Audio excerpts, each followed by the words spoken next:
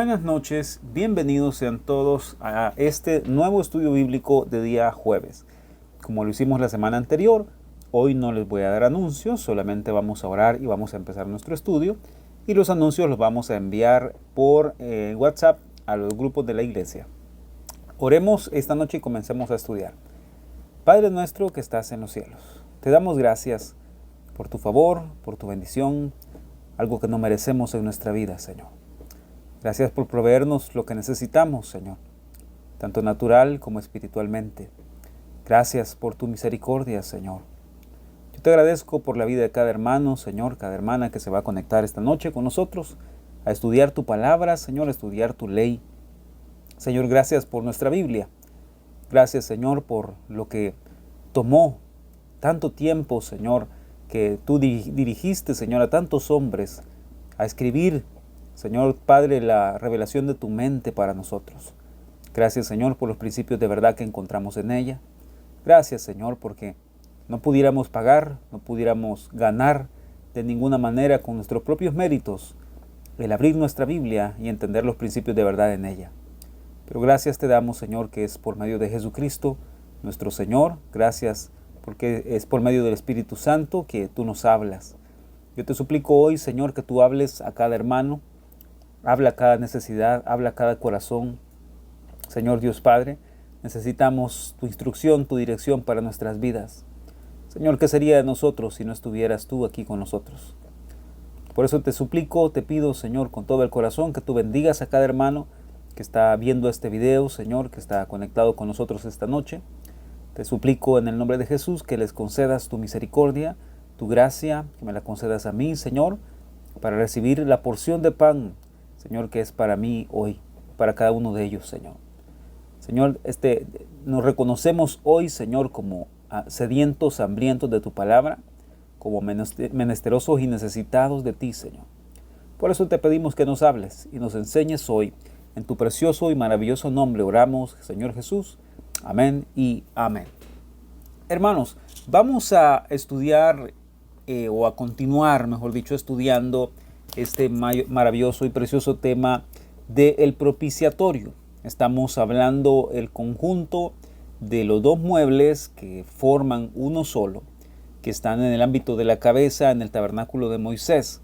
Específicamente estamos hablando del arca del pacto y el asiento de misericordia o el propiciatorio. Ya vimos bastantes características de este mueble, ya vimos bastantes detalles, ¿verdad?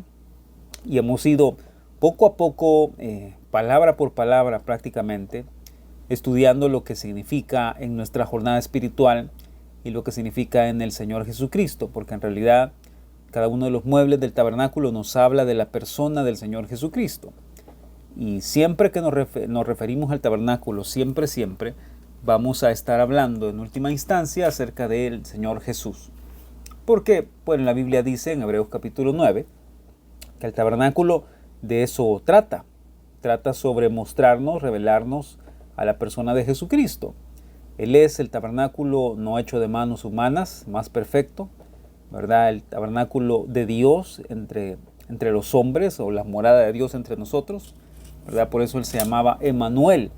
Como ustedes saben, en la Biblia pues nos habla de esto y la gente lo usa para hablar acerca de la Navidad, ¿verdad? Ese tema se usa para hablar acerca de la Navidad. Emmanuel, Dios con nosotros. Pero en realidad en lo que se refiere o a lo que eso nos lleva es a entender que Dios decidió morar entre el hombre, entre los humanos, ¿verdad? Entre esta tierra, sobre esta tierra tan llena de maldad, de pecado. Dios tomó una forma de hombre para poder morar entre nosotros. De eso se trata el tabernáculo. ¿Se recuerdan? Dios le dijo al pueblo de Israel que iban a edificar un tabernáculo, se lo dijo a Moisés. Y la razón para poder tener ese tabernáculo era poder morar entre ellos, para poder habitar entre ellos y que ellos no murieran. Por supuesto que había muchos factores, como por ejemplo el santuario propiamente dicho, la estructura, las coberturas que hemos estudiado todo eso en el pasado. Todo eso tiene que ver, queridos hermanos, con Dios morando en medio del pueblo para que el pueblo no muriera y Él pudiera ser su guardador. Él pudiera ser su Padre, su Dios, su Rey. Lo hemos estudiado todo eso en el pasado. Y a medida que hemos ido avanzando en este estudio, nos hemos acercado un poco más ahora al final del estudio. Me refiero al final del tema. ¿Por qué? Porque si se dan cuenta, ya estudiamos todos los muebles del tabernáculo.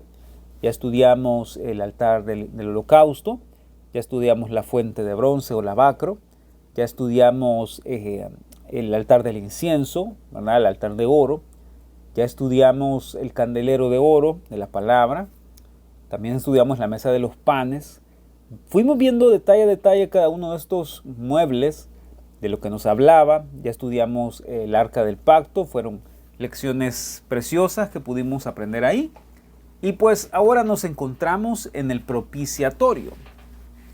Y si ustedes se recuerdan y hacen memoria de lo que vimos la semana pasada, cuando hablamos del propiciatorio nos referimos a este mueble o a este lugar donde se rociaba la sangre en el día de la expiación. Y lo que Dios hacía era básicamente hacer la paz con el pueblo. Todos habían quebrantado la ley, todos habían pecado, por lo tanto todos merecían un juicio de muerte sobre su desobediencia a la ley. Pero Dios, por medio de este lugar que se llamaba el propiciatorio, este asiento de misericordia, esta plancha de oro donde se ponía la sangre de la expiación, Dios hacía la paz con el pueblo. Y lo que pasaba era eso, lo que pasaba es que Dios decía en ese momento, ok, les otorgo perdón. Los pecados, las faltas, transgresiones, todo ha sido cubierto por un año más. Luego, en el libro de Hebreos también encontramos que dice que Jesucristo, puesto que era un cordero perfecto, sin mancha, puesto que era un hombre particular, diferente a los hombres normales como los sumos sacerdotes tradicionales, Él dice que no tiene que morir una y otra vez, sino que tuvo que morir una tan sola vez para siempre, porque Él es Dios también. Él es 100% hombre, 100% Dios. Entonces es una bendición poder encontrarnos con eso, porque descubrimos que el sacrificio de nuestro Señor Jesucristo no solamente fue efectivo, sino que también fue completo, fue total y fue absoluta y totalmente necesario para que no podamos o no tengamos nosotros que morir, porque Él tomó nuestro lugar, ¿verdad? Y vamos a partir ahora de donde nos quedamos la semana pasada, porque la semana pasada les expliqué qué significa la palabra propiciación, de dónde viene esta palabra del propiciatorio. Y la palabra propiciación, y vamos a empezar aquí a escribir, quiero pedirles que tengan sus notas, sus cuadernos, sus Biblias, porque vamos a ver varios ejemplos acerca de lo que sucedía con este séptimo mueble, sexto y séptimo mueble del tabernáculo, ¿verdad? La palabra propiciar, déjeme ver, propiciar, quiere decir específicamente apaciguar.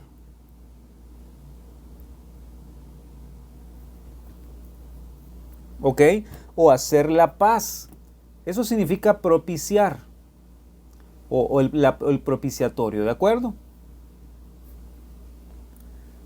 Y podríamos pasar mucho tiempo estudiando el tema de la propiciación o el tema de cómo Cristo hizo la paz con Dios, ¿verdad? Por nosotros, por nuestros pecados. Pero no vamos a quedarnos en eso porque ya aprendimos el principio maravilloso acerca de cómo Cristo fue el pacificador entre Dios y nosotros. Ya eso lo vimos la semana pasada. ¿Se recuerdan? Por eso la fiesta del Yom Kippur o la fiesta del día de la expiación nos hablaba acerca de Cristo haciendo esta obra. Como nuestro sumo sacerdote y como nuestro sacrificio, Él se puso delante de Dios, ¿verdad? En este lugar del altar, en este lugar del propiciatorio, y su sangre fue derramada a modo de cubrir y borrar por completo nuestros pecados de una vez para siempre.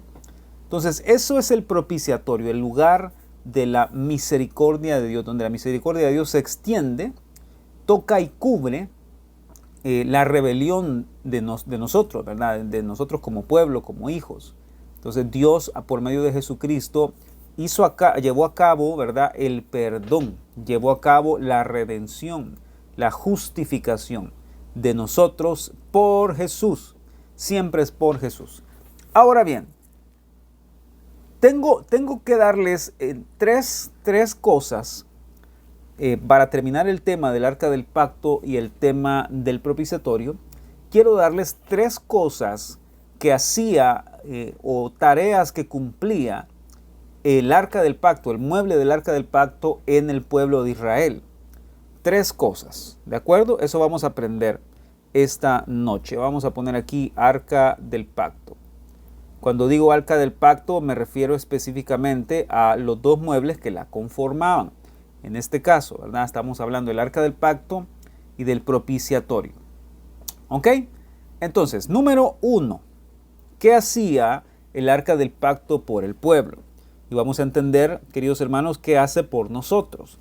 O qué es lo que debe hacer por nosotros si nosotros dejamos que este mueble crezca, se forme en nosotros y cumpla su función, su ministerio en nosotros, ¿verdad? Y vamos a entender un poco más de esto. El tema del tabernáculo habla todo acerca de crecimiento. Siempre hace referencia a crecimiento. Estamos hablando de una jornada, de un mapa, un camino que recorrer, ¿verdad? Del principio de la estatura de los pies hacia arriba la estatura de la cabeza, el ámbito de la cabeza.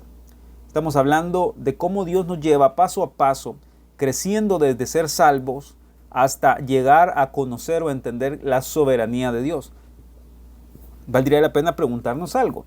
Cuando conocimos al Señor, cuando lo recibimos como nuestro Salvador personal, en ese momento, ¿acaso ya entendíamos, aceptábamos y amábamos la soberanía de Dios? No, por supuesto que no. Comenzamos enamorándonos de la salvación o de lo que Dios hizo por nosotros, pero no amábamos su soberanía. Yo me atrevería a decir que incluso muchas personas han escuchado hablar acerca del término de la soberanía de Dios, pero aún así no, como quizás no lo comprenden o no lo entendemos en una forma completa y total, porque cuesta mucho trabajo poderlo entender y más que todo vivir, ¿verdad? Pero bueno, vamos a ver, que Dios nos ayude a tratar de entender un poco acerca de qué es eso de la soberanía de Dios. Entonces, en primer lugar, lo que hacía el arca del pacto por el pueblo era buscarles un lugar de reposo. ¿Ok? ¿Estamos ahí? Para eso vámonos por favor al Salmo 23. Todos conocemos básicamente de memoria el Salmo 23, entonces vamos a irnos ahí, por favor. Salmo 23.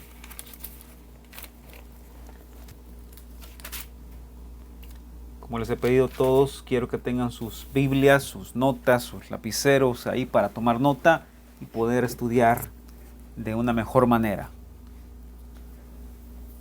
Ok, ¿lo tienen? Dice: Jehová es mi pastor, nada me faltará. En lugares de delicados pastos me hará descansar. Junto a aguas de reposo me pastoreará. ¿Qué es esto, queridos hermanos? Esto no es otra cosa más que el testimonio de David, el salmista, el escritor del Salmo 23, diciéndonos, contándonos, en pocas palabras, cómo encontrar el descanso, cómo encontrar el reposo. ¿Por qué? Miren, ¿cuándo es que Dios nos guía hacia el lugar de reposo? ¿Cuándo es que Jesús nos lleva a estos lugares de descanso? Si no es cuando dejamos que Él sea la cabeza, cuando dejamos que Él sea el arca del pacto, cuando dejamos que Él sea la soberanía que guíe nuestra vida. ¿Ok? Primero tenemos que estar dispuestos, queridos hermanos, a entregarnos. ¿A entregarnos a qué? Al plan maestro, a la voluntad de Dios para nuestra propia vida. Eso es lo primero que tenemos que hacer, dejarnos guiar, entregarnos, perdón. Luego tenemos que estar dispuestos a dejarnos guiar. Saben que se lo voy a poner aquí mejor. Para esto tenemos que, en primer lugar, les decía, entregarnos. En segundo lugar, tenemos que aprender a dejarnos guiar.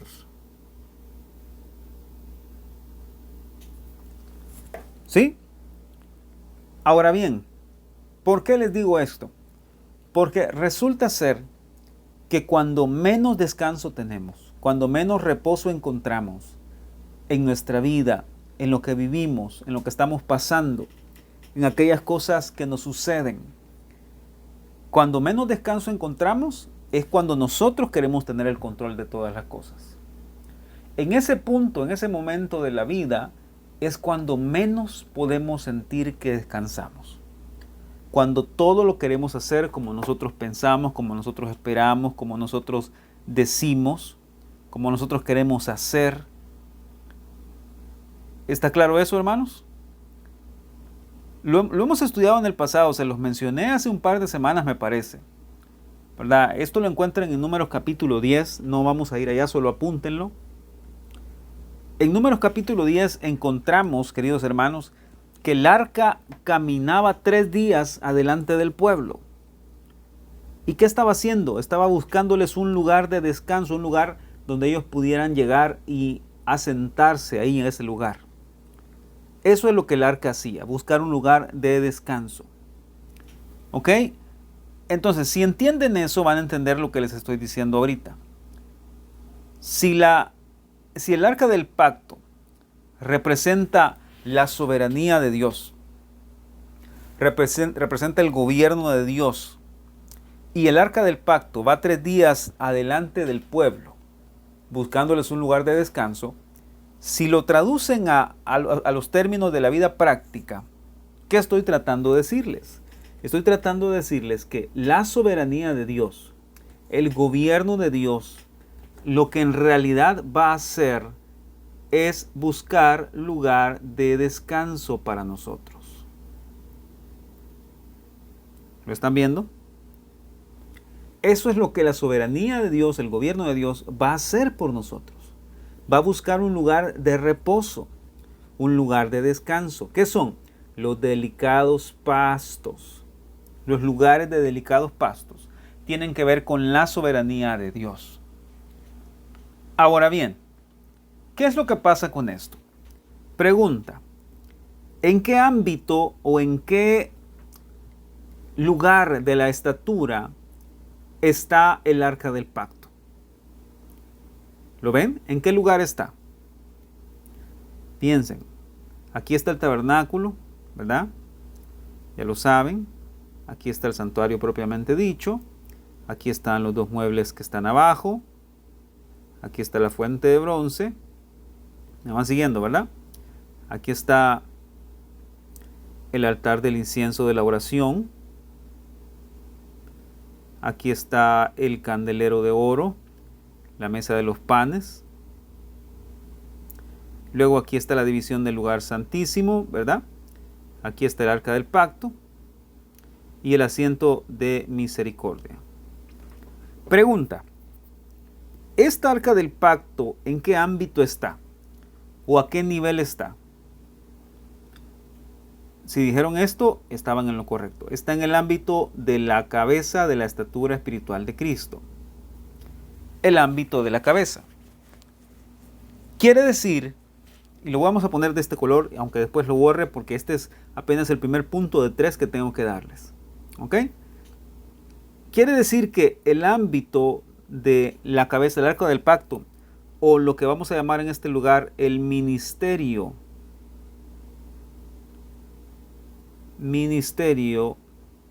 del descanso,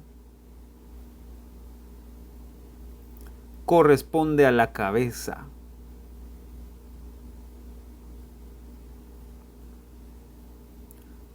¿A la cabeza de qué? De la estatura espiritual, queridos hermanos. De eso estamos hablando, de la estatura espiritual de Cristo. ¿De acuerdo? Y miren esto. Quiero que seamos honestos, sinceros y que nos pongamos a meditar un poco en nuestra propia vida. Que meditemos en nuestros propios caminos. ¿Por qué? Miren, en realidad es muy frecuente, es muy común que nosotros como hijos de Dios, como cristianos, no esperamos a que la cabeza, que es Cristo, a que la soberanía de Dios, sea la que vaya delante de nosotros guiándonos. Al contrario, nosotros nos ofuscamos, nos llenamos de ansiedad, nos llenamos de aflicción por gusto, porque lo que queremos es correr y queremos tomar la responsabilidad en nosotros mismos. ¿Me están siguiendo? Queremos tener los cuidados en nuestra propia capacidad, en nuestra propia responsabilidad, ¿verdad?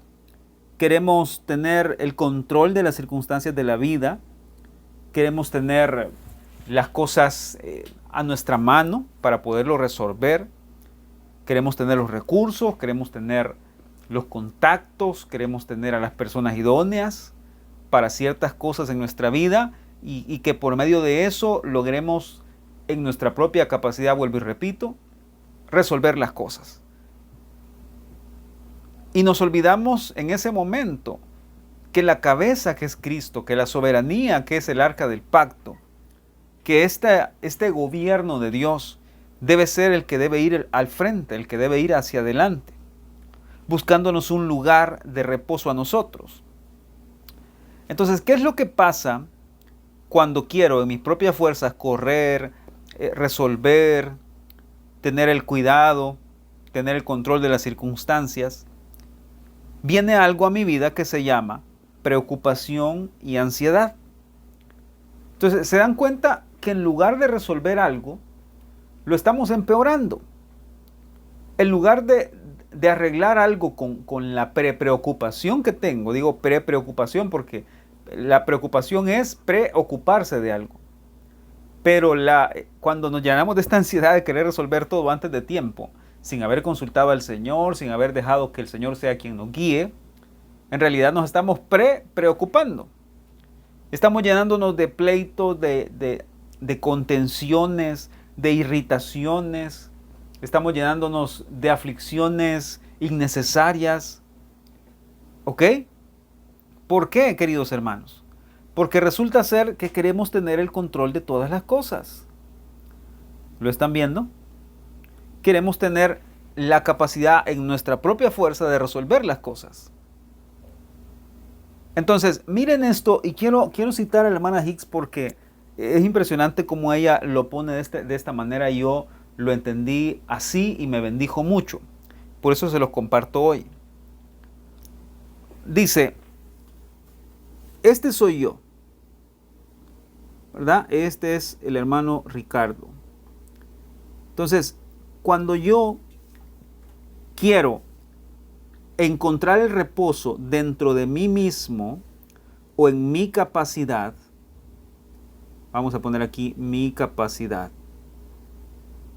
Cuando yo quiero encontrar el reposo, el descanso en mi habilidad, cuando quiero buscar la solución en mi inteligencia,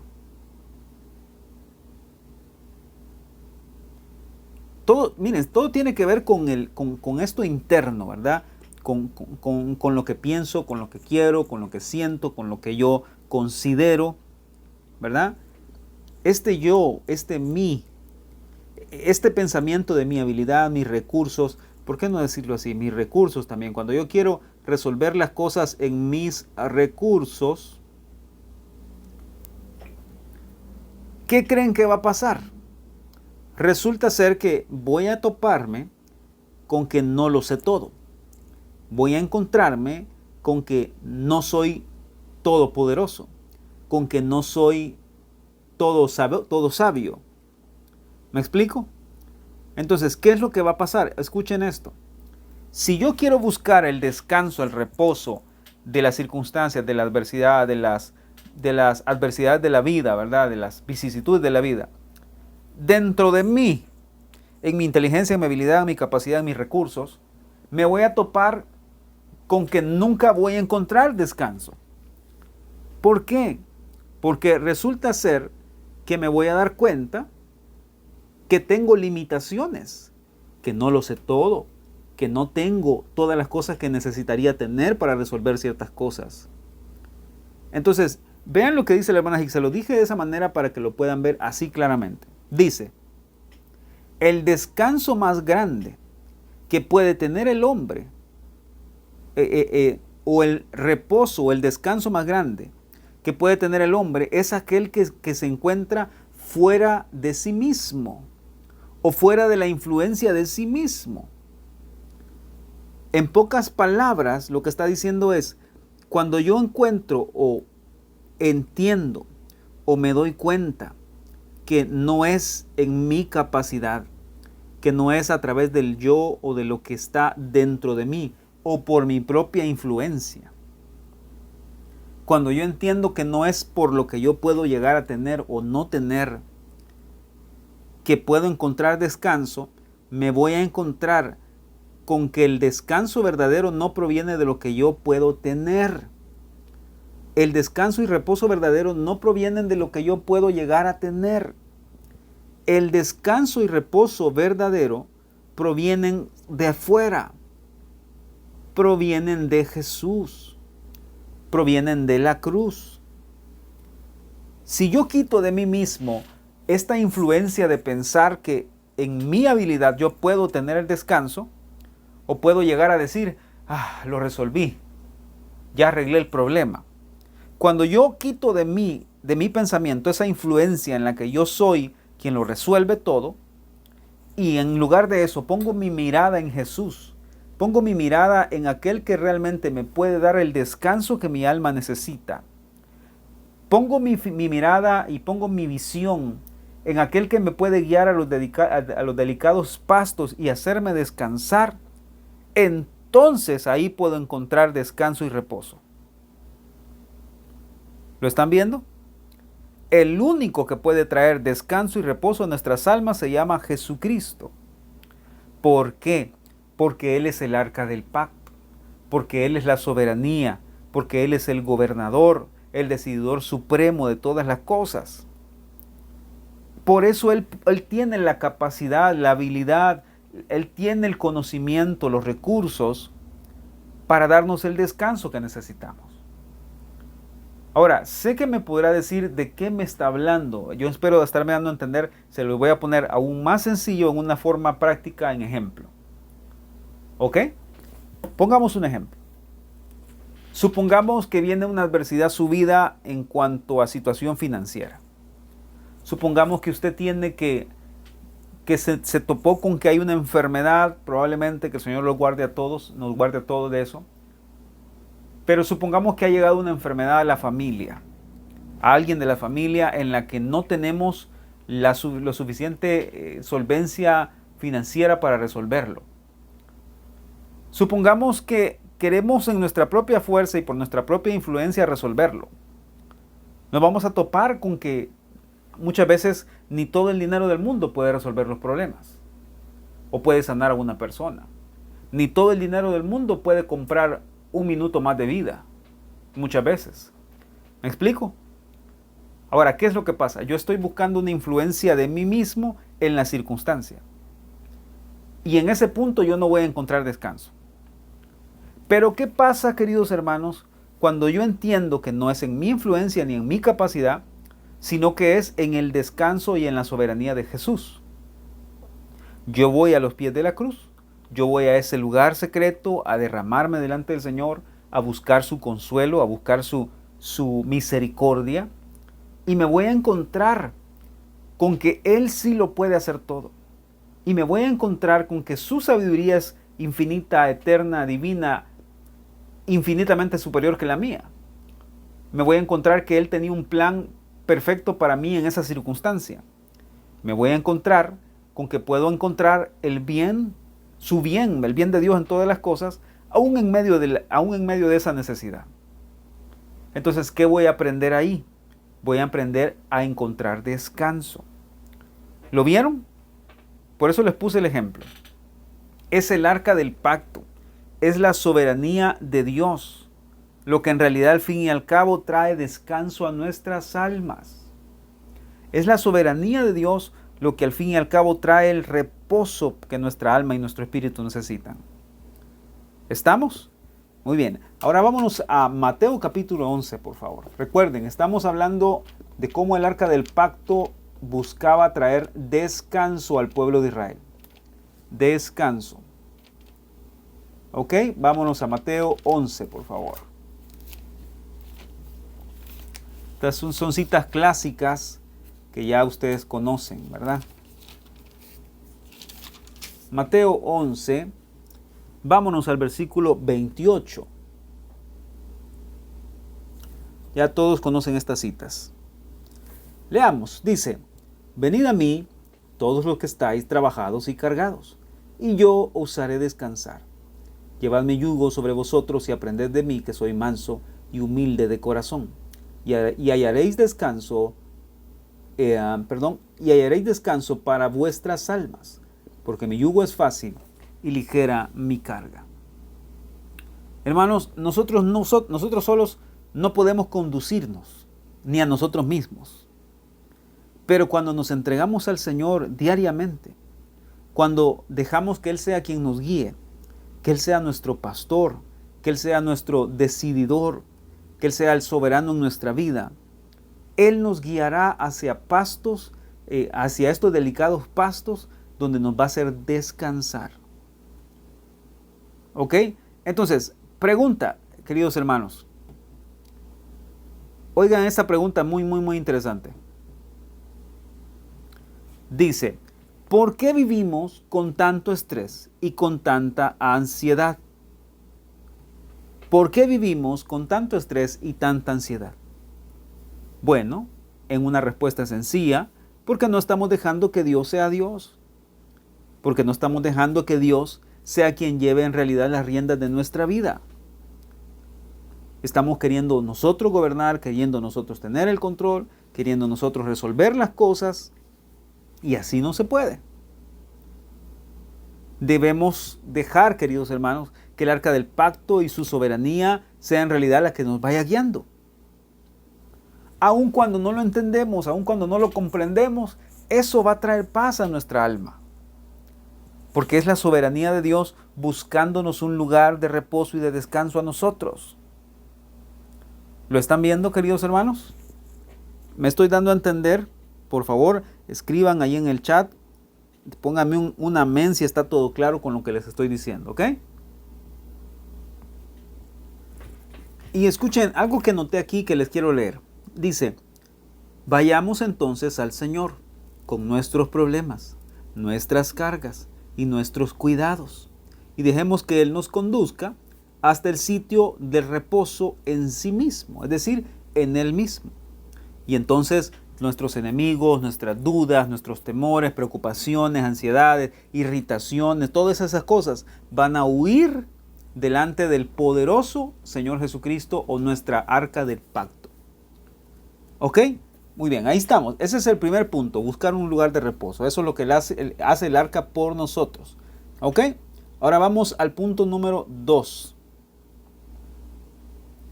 Espero haberme dado a entender con el punto número 1. Es un tema maravilloso y precioso. ¿Qué es lo que el arca hacía?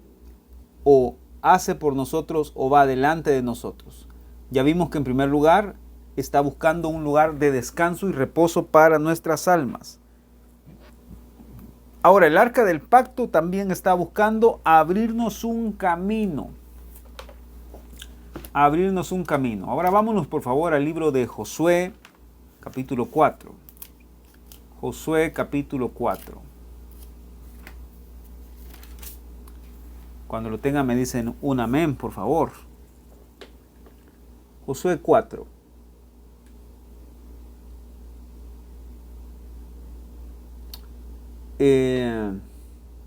Veamos desde el 5. Josué 4, 5 en adelante. Dice: y les dijo Josué: pasad delante del arca de Jehová, vuestro Dios, a la mitad del Jordán, y cada uno de vosotros tome una piedra sobre su hombro, conforme al número de las tribus de los hijos de Israel, es decir, 12, ¿verdad? Para que esto sea señal entre vosotros, y cuando vuestros hijos preguntaren a sus padres mañana diciendo: ¿qué significan estas piedras? Les responderéis: que las aguas del Jordán fueron divididas delante del arca del pacto de Jehová. Cuando ella pasó el Jordán, las aguas del Jordán se dividieron, y estas piedras servirán de monumento conmemorativo a los hijos de Israel para siempre. Ok, detengámonos un momento aquí, por favor. ¿Qué está pasando en este momento? El capítulo 4 habla acerca de las piedras que el pueblo recogió al pasar al Jordán, y luego las llevaron y las pusieron en un montículo de piedras con la intención de dejar un memorial ahí. Un memorial para que el pueblo, cuando lo vieran en el futuro, recordaran que Dios abrió el río Jordán para ellos, para que ellos pasaran en seco. Entonces, están preguntando, ¿para qué es esto? O si alguien preguntara, ¿para qué es esta? ¿Para qué han puesto esas piedras ahí? Dios dice, van a contestar y van a decir, porque cuando el Señor abrió el río Jordán, tomamos piedras e hicimos un altar o un lugar conmemorativo para el Señor, para recordar lo que Él hizo cuando abrió el río Jordán. ¿Ok? Estamos. Ese es el contexto, lo que está pasando ahí. Ahora bien, ¿qué fue en realidad lo que abrió el río Jordán? Lo que en realidad abrió el río Jordán fue el arca del pacto. El arca del pacto se puso en medio del río, y entonces el pueblo comenzó a pasar. Y hasta que hubo pasado el pueblo, entonces el arca continuó. ¿Qué fue lo que abrió el camino en medio del río? Fue el arca del pacto. No fueron los sacerdotes, es el arca que llevaban los sacerdotes. No eran las vestiduras de los sacerdotes, era el arca que llevaban los sacerdotes. No fue Josué, fue el arca del pacto la que abrió el camino. Esto nos habla, queridos hermanos, de que eso es lo que quiere hacer el Señor por usted y por mí. Si nosotros dejamos que sea el arca del pacto, la soberanía, el gobierno, la cabeza de Cristo guiando nuestros pasos, no solamente, escuchen, no solamente va a encontrar un lugar de descanso para nosotros, un lugar de reposo, de delicados pastos, sino que también va a abrir un camino en medio del lugar donde no lo hay. ¿Alguien puede decir amén a eso? Estoy tratando de decirle lo siguiente. Puede ser que usted se esté enfrentando con una circunstancia, con una necesidad, con una adversidad hoy mismo, en la cual usted sienta que está en un lugar sin poder avanzar, sin poder atravesar, sin poder pasar, sin poder caminar, en la que literalmente se siente varado, literalmente se siente desesperado, desesperanzado. Pero tengo que decirle, Dios es un Dios que abre caminos donde no los hay. Dios es un Dios que hace un camino para nosotros aún en medio de las circunstancias adversas. Para eso es su gobierno, para eso es su soberanía. Esto siempre y cuando hemos dejado nosotros que Él sea el gobierno de nuestra vida. Y no nosotros mismos, como les decía hace un rato, en nuestra propia influencia, en nuestra propia capacidad, en nuestra propia habilidad, en nuestros propios recursos. No. Es cuando yo dejo que Cristo sea la soberanía, el gobierno, la cabeza de mi vida, quien guíe mis pasos, me voy a encontrar con que Él no solamente me da descanso, reposo, sino también abre un camino para mí. ¿Estamos ahí, queridos hermanos? Muy bien. Ahora, ¿qué significa el Jordán? Apunten esto porque esto es muy, muy importante. Estuve muy cerca de no darles este principio hoy, sino dárselos hasta el domingo. Pero yo confío en Dios en que todos van a ver este estudio y lo van a poder tener presente. ¿Ok? El Jordán, apunten por favor. Este río Jordán siempre ha tipificado o siempre ha sido un tipo de muerte. Les voy a explicar por qué. ¿Ok? Esto es muy importante. Representa muerte natural y representa también muerte espiritual en el sentido de una vida de rendirse.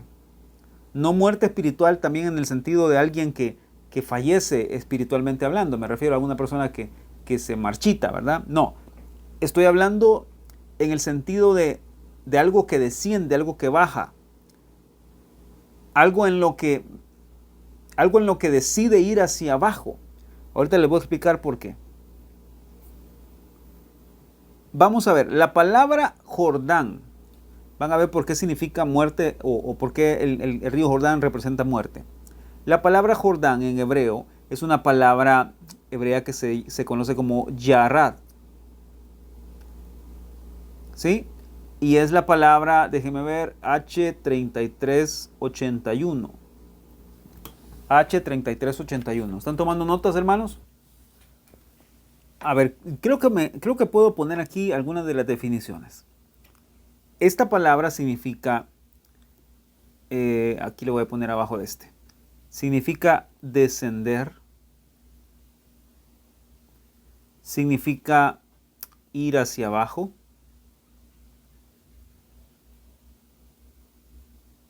¿ok? Significa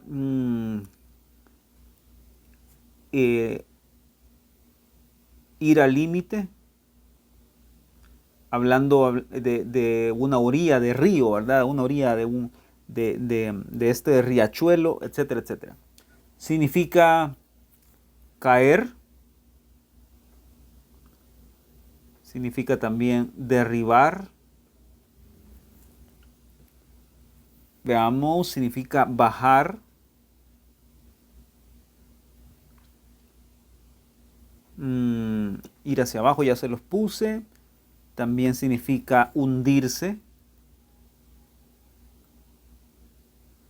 Esta es la raíz de la palabra donde proviene el nombre del río Jordán. Miren qué interesante, significa descender, ir hacia abajo, ir al límite, caer, derribar, bajar. Significa someterse.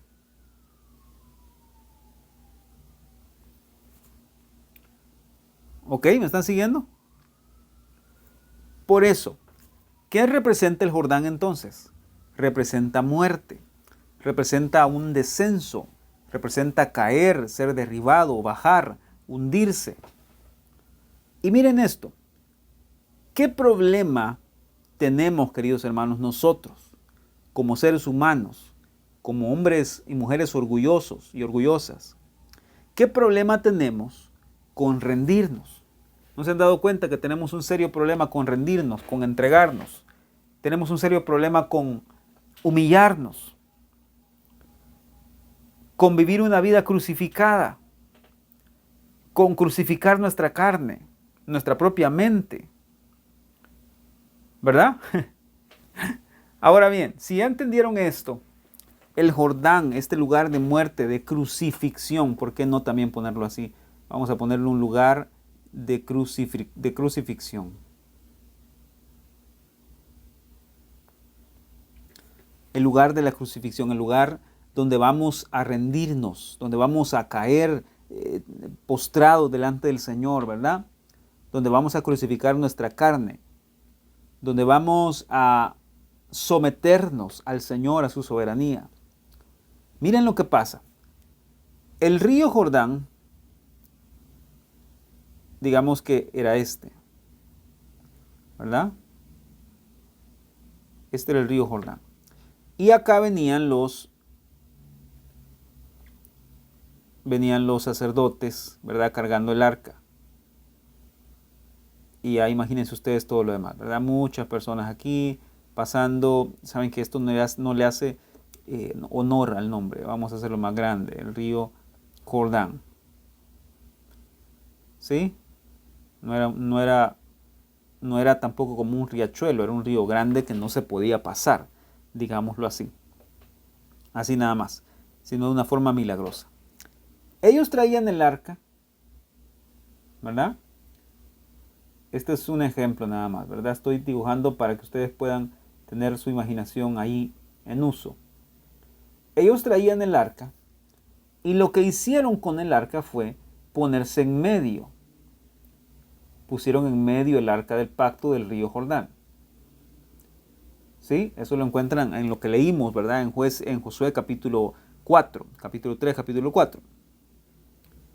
Entonces miren, ¿qué es lo que se necesita para poder bajar al Jordán, para poder cruzar el Jordán, para poder llegar a este lugar de la crucifixión de nuestra carne?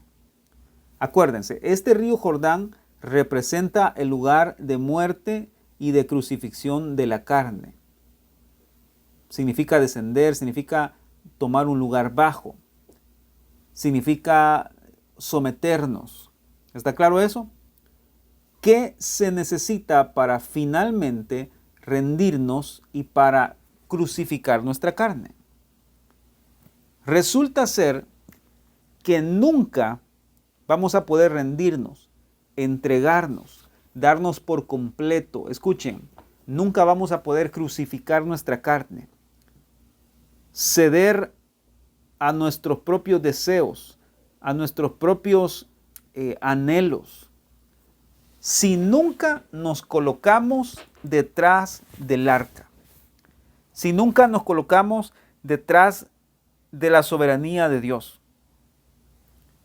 si nunca reconocemos que Él es la cabeza, si nunca reconocemos que Él es el gobernador, nunca vamos a poder rendirnos a nuestra carne, rendirnos a nuestro orgullo, rendirnos a nuestra soberbia. Nunca vamos a poder hacerlo. Nunca vamos a poder crucificar al yo. Nunca vamos, y perdonen que lo repita tantas veces, pero es una realidad.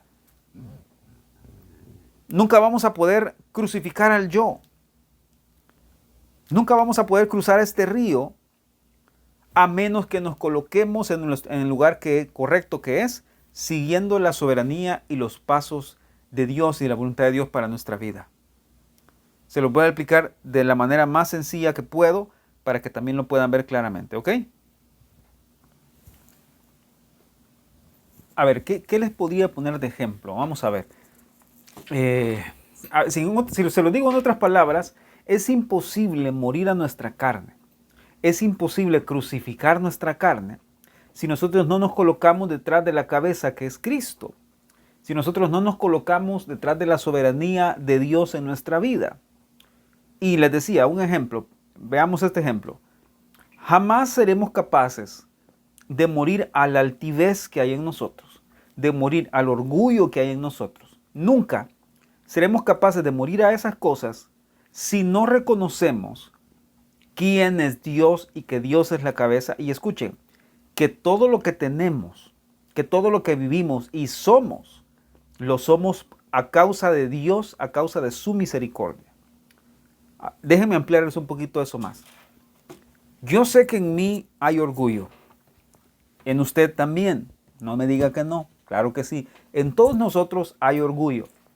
Desde que nacemos venimos con esta inclinación hacia el mal, esa inclinación hacia el pecado, una inclinación hacia lo malo, a causa del pecado original de nuestros padres Adán y Eva. Entonces hay orgullo en mi corazón, hay soberbia, hay altivez en mi corazón. Yo no puedo, escuchen, yo no puedo morir a ese orgullo, no puedo morir a esa altivez, a menos que yo me pare detrás del arca y reconozca que es Dios quien ha provisto lo necesario para que yo lo tenga. ¿Y eso qué hace? Eso me enseña a que no es mi capacidad, ni mi habilidad, ni es mi posibilidad. ¿Está claro eso? Ponerme atrás del arca significa entender, reconocer que es Dios quien produce, quien provee, quien trae, quien quita, quien pone. Ponerme detrás del arca significa que yo entiendo que no es por mí, que no es por lo que puedo hacer o por lo que puedo dejar de hacer. Ponerme detrás del arca básicamente es reconocer que yo no soy nada. Básicamente es reconocer que yo debo hacerme a un lado para entender que es Cristo quien produce, quien es el autor y el consumador de todas las cosas, de mi fe, de lo que puedo hacer, de lo que no puedo hacer. Pongan otro ejemplo. Pongan lo que ustedes quieran acerca de nuestro viejo corazón, nuestra vieja naturaleza, este viejo corazón que no nos ayuda. Pongamos, por decir un ejemplo, la mentira. Yo no puedo crucificar a mi yo en cuanto a mentir si yo no puedo reconocer, si yo no puedo entender y ponerme detrás del arca y entender que Dios permite todo por una razón. ¿Por qué mentimos? Mentimos porque queremos salir bien librados de muchas circunstancias. Queremos salir bien librados de lo que hacemos, de lo que decimos o de lo que no nos gusta que nos digan o que no queremos que nos pase. Pero cuando yo entiendo que Dios tiene el control de todo, que Dios es soberano, que Dios es la cabeza, que Dios es el arca del pacto. Cuando yo entiendo eso, yo no tengo problema con hablar verdad. ¿Me explico? Entonces, quiero que lo vean así. Es un principio espiritual precioso, maravilloso en la palabra, pero necesito que lo traigan a la práctica. Le dije, número 1, el arca del pacto iba delante de ellos buscando un lugar de descanso, igual con nosotros. Si nosotros nos paramos detrás del arca, si nosotros nos dejamos guiar por esa soberanía, Él va a encontrar descanso para nosotros. 2, Él va abriendo un camino no solamente en medio de la adversidad, en medio de la dificultad, en medio de esos lugares imposibles o de los caminos imposibles donde Él abre un camino, sino también que Él abre un camino para que nosotros podamos rendirnos, para que podamos descender, para que podamos morir a nosotros mismos, para que podamos encontrar un lugar donde crucificar nuestra carne. Y sé que esto a nadie le gusta escucharlo, pero escuchen esto, por eso les decía, queridos hermanos, ¿cuánto problema tenemos con hacer morir nuestra carne? ¿Cuánto problema tenemos con hacer morir nuestro yo? Con hacer morir lo que yo quiero, lo que yo pienso, lo que yo deseo, lo que yo estoy peleando por tener. Escuchen, por favor, lo que les estoy diciendo. No podremos morir a nosotros mismos. No podremos vencer a este yo, vencer a este viejo corazón.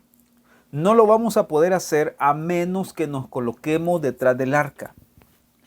A menos que reconozcamos la soberanía y el gobierno de Dios sobre nuestra vida. Entonces, reconocer la soberanía de Dios, la cabeza que es Cristo, sobre nosotros nos puede salvar hasta de nuestra propia naturaleza. ¿Ok?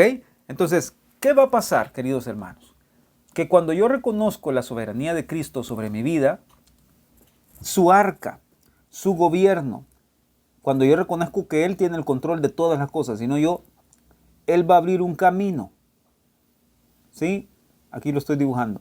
Él va a abrir un camino en medio del río Jordán, en medio de la muerte, en medio de esta capacidad de rendirnos, de descender, de hundirnos y de someternos debajo de su gobierno. Él va a abrir un camino para poder crucificar nuestra carne. ¿Alguien puede decir amén, aleluya a eso que les estoy diciendo? Es una clave de oro, queridos hermanos. ¿Tiene usted batallas, luchas, peleas contra su carne todos los días? Esta es la clave. La clave es vaya y póngase detrás de la soberanía de Dios. Vaya y reconozca que Dios tiene el control de todo.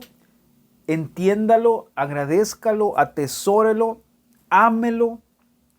Y Dios va a abrir un camino en el cual su carne no va a tener más espacio.